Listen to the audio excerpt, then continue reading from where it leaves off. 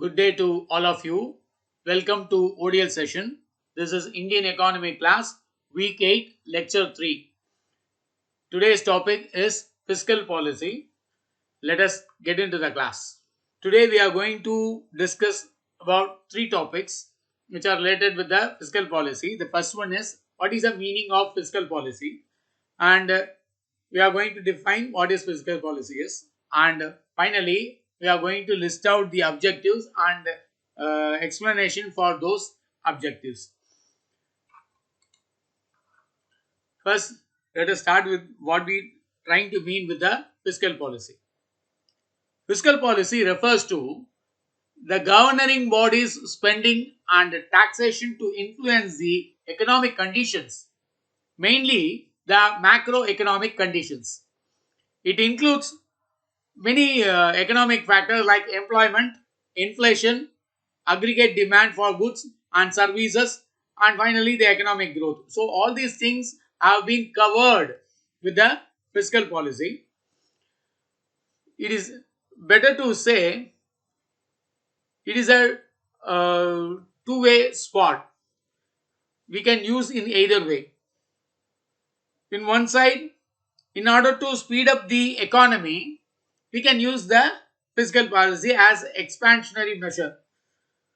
In the other way, we can use as a contradictory fiscal policy, which may slow down the economy. How it can be possible?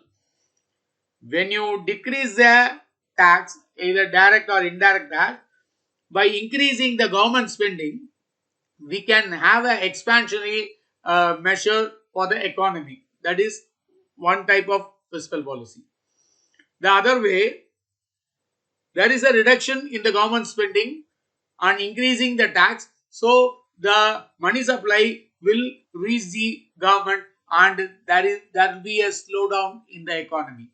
So fiscal policy is one of the best tool to either expand or contract the activities of the economy. Now we will define the fiscal policy. The fiscal policy plays an important role on economic and social front of a country.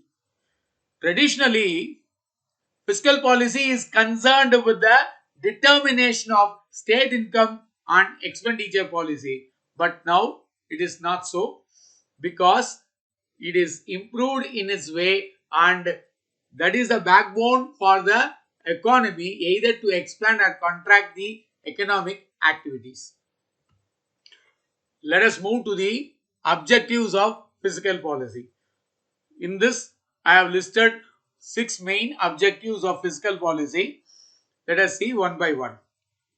Why we have to implement the fiscal policy? The first objective is to achieve the desirable price level. This is the corollary of the monetary policy, because one of the main objective of monetary policy is to maintain the price stability. How to achieve it? Through fiscal policy also we can help it out. The second one is to achieve planned targets of employment. We can generate more employment through fiscal policy. To reduce the regional imbalances. That is the third objective. The fourth one is to reduce concentration of income and wealth. And the fifth objective is to modify the industrial structure. And finally, in order to achieve a rapid economic development, the fiscal policy we need. So, the objective of fiscal policy will be covered with these 6 objectives. Let us discuss one by one. The first one is to promote the economic growth. The government promotes economic growth by setting up a basic and heavy industry like steel industry, chemical industry, fertilizers, or manufacturing of machine tools. These things, for that we are encouraging the fiscal policy measure.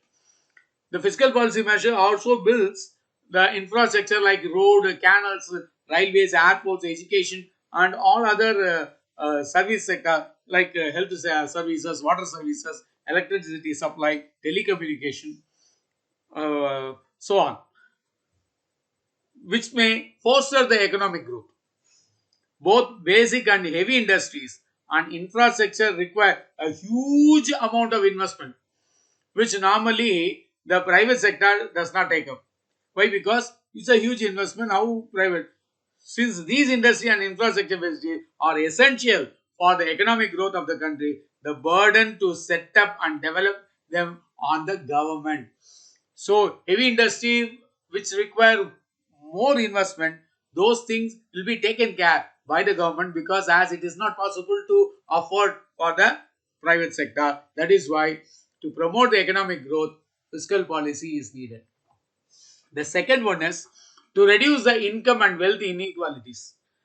The government reduces the inequality in income and wealth by taxing rich and more spending with the poor. Those who are rich will be taxed more, those who are poor they will leave. So further it provides for employment opportunity to the poor, which may help them to earn, and they can able to get the minimum wage. For that we need fiscal policy. The third objective is to promote the employment opportunities. The employment opportunities are increased by the government in various ways. The very first one is jobs are created when set up the public sector enterprises. In turn, it provides subsidies and other incentives like tax holidays, low rate of taxes, like special economic zone or export processing zone. These are all giving tax holidays. This is mainly meant for the private sector, which may encourage the production as well as the employment. The fiscal policy also encourages the setting up a small scale cottage and village industry by the people, which are also related with the employment generation. It does not provide them a tax concession or subsidies. They will try to help with the MSME, that is marginal, small and medium scale enterprises. How they can give? uh, if any investor investing in a particular area, they want to do a startup company, they'll give concession, they'll provide some subsidies, they'll give grants, and they will give loans in a lower interest rate. So these are all the way the government is helping the private sector in order to generate more employment opportunity. Finally, the fiscal policy creates job for a poor when it undertakes public works program like construction of road or construction of bridges or construction of any public sector building. All these things, it will increase more employment opportunity for the poor. The next objective is to ensure the stability in prices. Either a fiscal policy or a monetary policy, that concentration is to maintain the price stability. So one of the main objective of fiscal policy also the stability in prices. The government ensures stability of prices of essential goods and services by regulating their supplies. Hence, it incurs expenditure of ration and fair price shop that keeps sufficient stock of food grain. The civil supply is in the hands of the government. It also gives subsidies for cooking gas, subsidy for the electricity supply to the farmers, giving water services and other essential services like transport, and maintain their prices the low level are affordable to the common man. Even Tamil Nadu government have given free traveling for the ladies. So these things are through fiscal policy only. The next objective is to correct the balance of payment deficit. Balance of payment will be either favorable or not favorable, but this fiscal policy helps to reduce the deficit. Why? When assets are more, liabilities are less, that is favorable. Sometimes the India has to pay more to the other countries because of the import of goods. So that balance of payment should be regulated, or should be in order to take some remedial action to correct that BOP deficit. Fiscal policy is very useful. For example, the balance of payment account in a country records its receipt and payment. Suppose it is not favorable, more payment is to be made rather than the receipt. then there will be a deficit. So how to manage that? Receipt from foreigner, balance of payment account should be, that particular thing should be completed. For that we have to generate more. We have to implement import substitution. We have to increase the tax.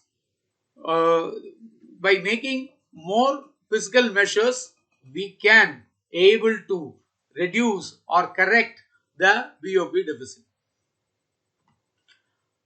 The next objective is to provide for effective administration. The government incurs expenditure on core service like defense, legislations, courts, policemen, and other security services. All these things they are doing in order to maintain the law and order in the economy. Definitely, it will give a effective administration. Fiscal policy may enhance this particular effective administration through these services. With this, I am completing the class. If you have any doubt, you can ask me. I have shared my email address and the phone number. Until then, goodbye.